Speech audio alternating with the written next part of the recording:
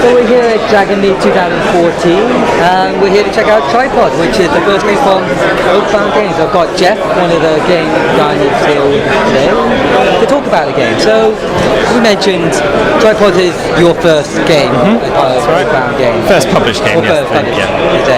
What's the process been like? Has it been relatively easy to test? It's been a massive learning curve, starting from a large piece of paper on a table with a group of friends clustered around it going, how does this game work then, to the finished article that we have here.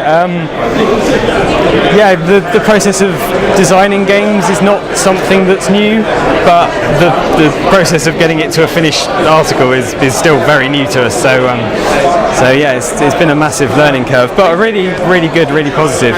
We've met loads of really nice people along the way who've pointed us places and told us where to go and helped us with designing stuff and printing stuff and selling stuff. So yeah, it's been really positive. Cool. Really good process. So tell us about Tripod. What is, in a nutshell, what is the basic gist of the game? Tripods is set under during the course of a Wellesian Martian invasion of Victorian London. So all the players take 10 populace counters, and they are normal run-of-the-mill inhabitants of the streets of London who are woken up one morning to discover that the meteor shower of last night actually contained some horrible Martian invaders who are intent on sucking their brains out through straws. Oh dear. Yes. Now, as you can imagine, their main priority becomes leaving the city, and the aim of the game is to score as many points as you can by helping your people off the board via stations or via the docks, or at least helping them to survive until the end of the game. Taking out Martian invaders if you can during the process, but that's harder to do than helping your people to escape. So helping people to escape is the prime goal. The Martians themselves are controlled by the tidings deck, so you've got a kind of artificial intelligence which moves the Martians around the board. And players have to kind of work together a bit to try and not let the Martians get too much of a grip. So try and not have too many Martians around, otherwise everyone's going to suffer. But at the same time, it's not a cooperative game, it's a competitive game. You're trying to score more points than your opponents.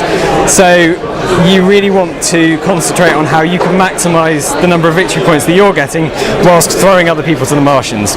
So if you can help people along the way, that's fine, but backstabbing is the order of the day.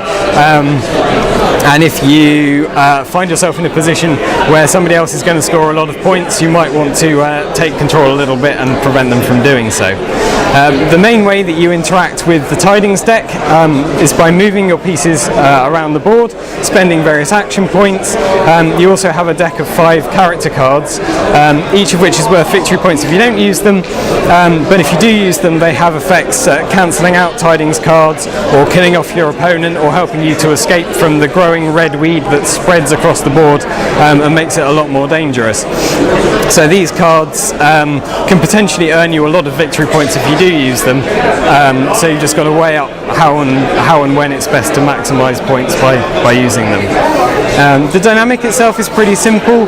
It's one of those games that a couple of turns in and you work out how the system works, what the order of things is, and it's pretty straightforward to understand and pretty straightforward to play. The complexity is in the strategy of knowing what to play when and where to move to when. That being said, because you've got the Martians and the military units and the red weed controlled by the tidings deck, you're not ever going to have 2 games that are exactly the same. So you might employ a strategy one game which works really well, you might try and employ it in another game and it might go horribly wrong because of the order of the cards or the way that other people respond to it. So you can never guarantee a victory by the use of strategy, but it doesn't hurt to have something in your back pocket to respond to the game with. So the game is 2 to 4 players? It's 2 to 4 players as it says on the box. We've played it with 5 and 6 players and it works absolutely fine. All we would say is if you're going to play it with 8 players, play it with 8. That's right. If you're going to play it with 5 or 6 players, play it with 8 playing pieces each, not 10, because otherwise the board gets too crowded and no one can move around. There is a one-player set of rules on our website. That's oakbound.co.uk. So if you have the game and you want to play it solo and just see how how many points you can get against the board. There's rules on there for you to do that. Cool. So the whole dynamic of the game sounds like it's, as you mentioned before, that the idea is that you want to try and limit your opponents. Yep. I say opponents, they're not really necessarily opponents, but other players. Oh no, they're opponents. Is there opponents? Yeah, Okay. they're opponents. So it's quite, would you say it's quite an antagonistic game in that regard? It definitely gets that way. As the game goes on, your stations, which are your escape routes, they start closing down. The dock starts closing down. The various spaces on the board that will let you trigger abilities with action points close down. The red weed spreads across the board, which makes places unsafe. As you use up military units, taking out tripods, the military units become unavailable. So towards the end of the game, there's very little safe space and very few escape routes. So the pressure builds, and you tend to see even very nice, very helpful players cracking a little bit under the pressure, as they could help other people, but they want to get all their people off the board. So you're going to make life difficult for people. So yes, it definitely has the effect of bringing out the worst in people, which I think is appropriate. Well, it's the end of the world. It is the end of the world. It's also it's based quite heavily on H.G. Wells' War of the Worlds, and the feel I get reading the book is about the bulk of humanity who are faced with absolutely hopeless odds against a Martian menace that they can do absolutely nothing about except wait until the invasion's over. And faced with those odds, they turn on each other, and that's what history tells us society does, and that's what happens in the game. It's a microcosm of society. So what would you say would be the key features of tripods that separates it from every other board game? I don't know of many other games around where the board changes quite so much over the course of the game. So although it's still the same board, it's got the same locations. The cards change the way those locations work. The tripods being on the locations changes the relationship to them. So the board transforms because you're playing a strategy game that has a luck element. It's never the same twice because you've got 5 character cards that you can play at any time, and the temperament of the players that you're playing with will affect how that uses.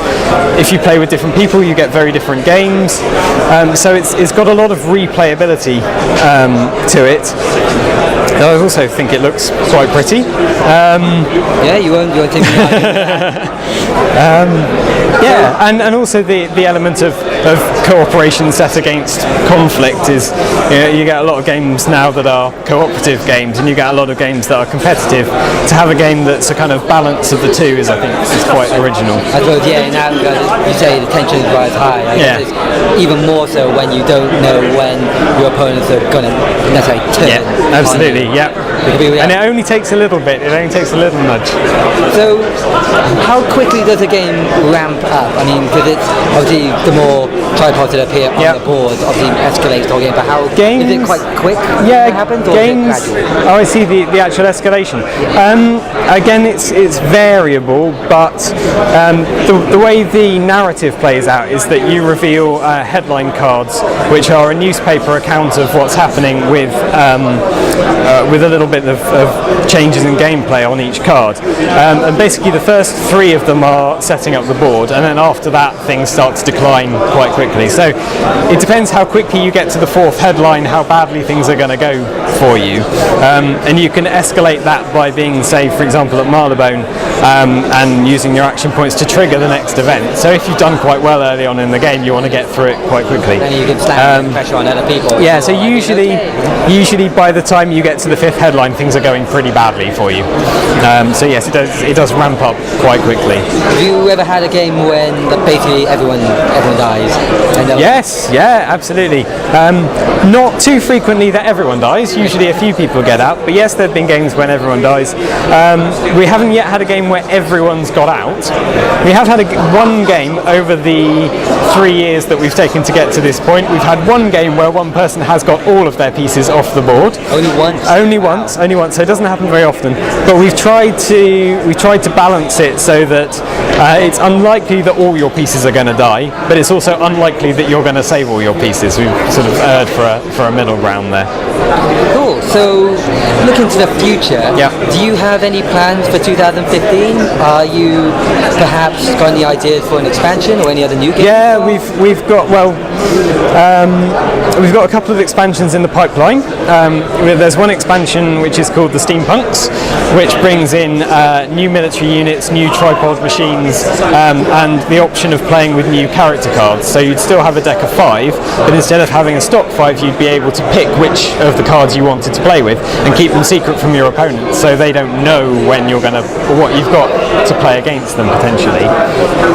There's another expansion called the Collaborators, which plays on the idea that some people are going to be in league with the Martians, and we're not quite sure who the Collaborators are.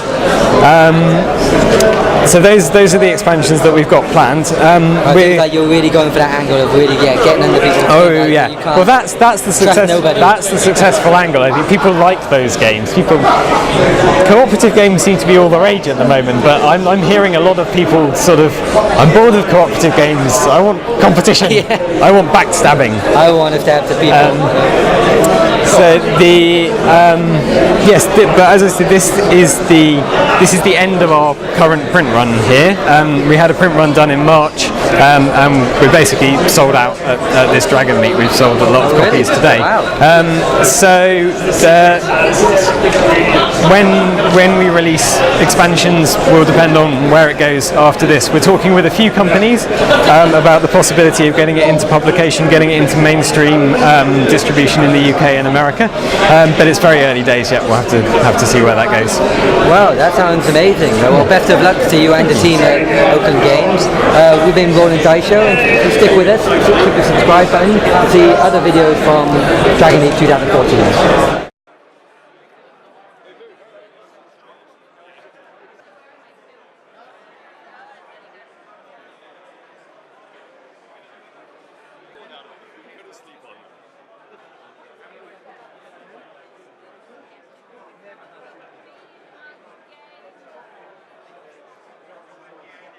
Tell people about the game.